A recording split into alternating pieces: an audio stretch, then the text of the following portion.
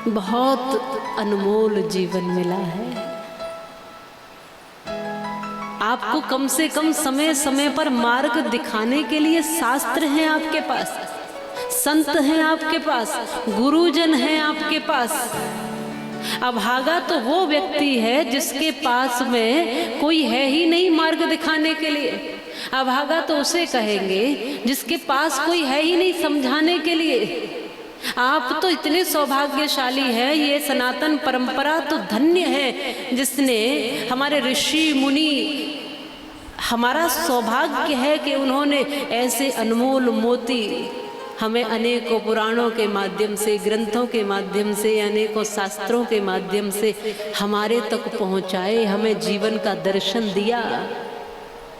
नहीं तो कैसे जान पाते कि कैसे चलना है, कैसे बैठना है, कैसे खाना है, क्या खाना है, क्या करना है, क्या नहीं करना है। कुछ भी नहीं जानते थे। बताओ जब पैदा हुए थे तब कुछ जानते थे क्या? बोलो। जितने भर भी यहाँ बैठे हैं और जो भी कथा सुन रहे हैं, किसी ने पैदा होते ही हमको कहा कि श्रेष्ठ विद्वान है, बहुत बढ़िया कथा करते हैं। बोलो। किसी ने कहा कि ये तो बहुत अच्छा सुनने वाले श्रोता है। किसी ने कहा इनको तो बहुत शास्त्रों का ज्ञान है। या किसी ने पैदा होते ही कहा कि ये तो भैया बहुत बड़ी धन की पोटली लेके पैदा हुए। बोलो। मांस का सा लोथड़ा ऐसे बेजान से इतना सा शरीर लेकर पैदा हुए।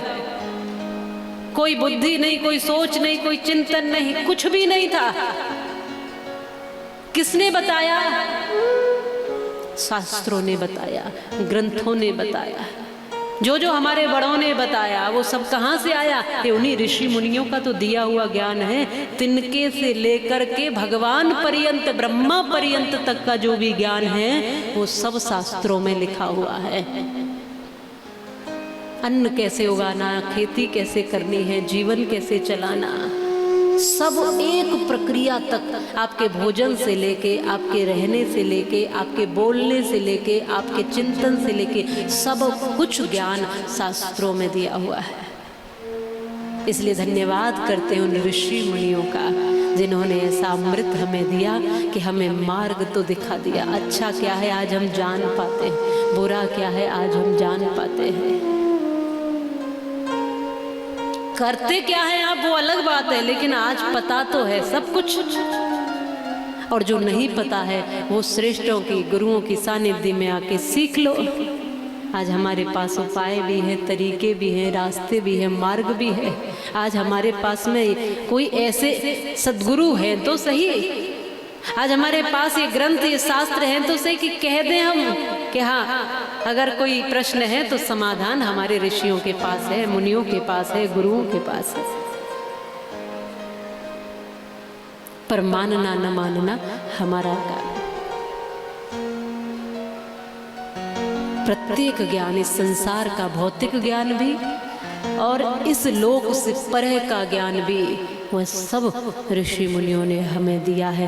भागवत महापुराण एक ऐसा सरल ग्रंथ है जिसमें अनेकों ऊंची बातों को, जिनको हम शास्त्र कहते हैं, दर्शन कहते हैं, उन ऐसी क्लिष्ट बातों को सहज रूप में भागवत जी में समाहित कर दिया है। हर कोई तो संस्कृत का विद्वान नहीं हो सकता, हर कोई तो व्याकरण नहीं जानता, हर कोई तो उन गहरे ज्ञान को नहीं समझ सकता। तो सहजता में वह ज्ञान हमें दे दिया है। पर हमने इसको इतना सस्ता बना दिया कि इसकी कोई कीमत ही नहीं छोड़ी। इतना सस्ता बना दिया। आज आपको लगता है कि आपके पैसे की बहुत कीमत है, पर ज्ञान की कोई कीमत नहीं। एक पागल व्यक्ति के आगे आप ढेरों धन की वर्षा कर दो, और मैं कहती हूँ ढेर लगा दो पैसे का, उसके लिए कोई मूल्य है क्या? बोलो। जिसमें यह बुद्धि नहीं है, विवेक नहीं है, ज्ञान नहीं है, उसके सामने आप कुछ भी रख दो, उसके लिए कोई उसकी वैल्यू है, कोई कीमत है? नहीं है। इससे पता चलता है कि ये सबकी कीमत भी तभी है जब तुम्हारे पास बुद्धि है, ज्ञान है, विवेक है।